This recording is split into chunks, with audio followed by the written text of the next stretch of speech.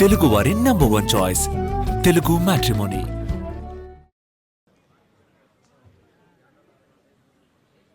మరో కేసు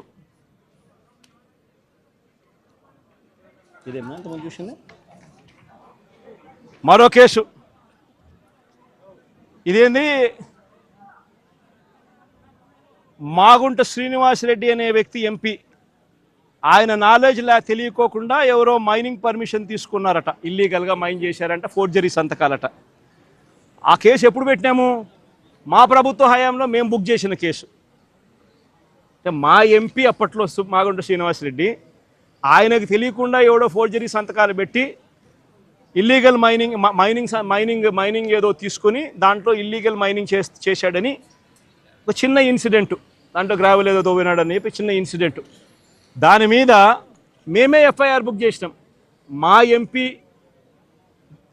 సంతకం దొంగ సంతకం చేసినాడు అని చెప్పి మేమే పెట్టించినాం.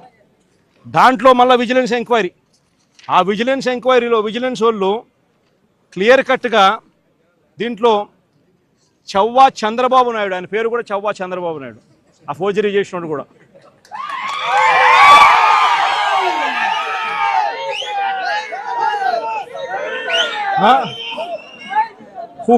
who paid the initial amount through 5 demand drafts as a purchaser అని రాసినాడు. అంటే ఈ చవ్వా చంద్రబాబు నాయుడు అనే వ్యక్తి తెలుగుదేశం పార్టీకి సంబంధించిన వ్యక్తి కాబట్టి ఈయన మీద కేసు పెట్టలే. ఈయన మీద కేసు పెట్టకుండా ఈ కేసులో కూడా కాకాని గోవర్ధనని తీసుకొచ్చే కార్యక్రమం చేస్తూ ఉన్నారు. ఆశ్చర్యం కలిగించే విషయం, సాక్షులు ఎవడనంటే చవ్వా చంద్రబాబు నాయుడు అనేవాడు సాక్షి అంట. అంటే తెలుగుదేశం వాడు సాక్ష్యం, తెలుగుదేశం వాడు సాక్ష్యం ఇవ్వడం ఏంది? ఆయన మీద కేసు పెట్టుకోకుండా ఆయన సాక్ష్యం తీసుకొని మాజీ మంత్రి కాకాని గోవర్ధన్ రెడ్డి మీద కేసు పెట్టడం ఏంది? ఎంతటి దారుణంగా జరుగుతూ ఉందో ఒకసారి చూడమని అడుగుతా ఉన్నా.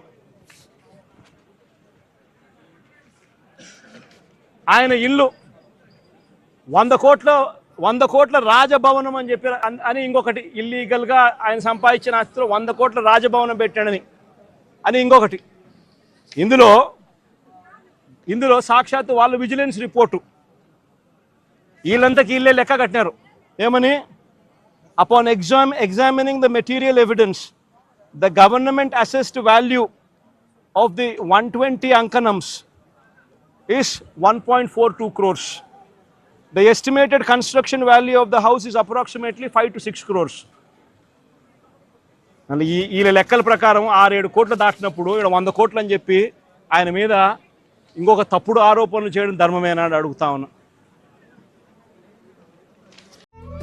తెలుగు వారి నంబర్ 1 చాయిస్ తెలుగు మ్యాట్రిమోనీ.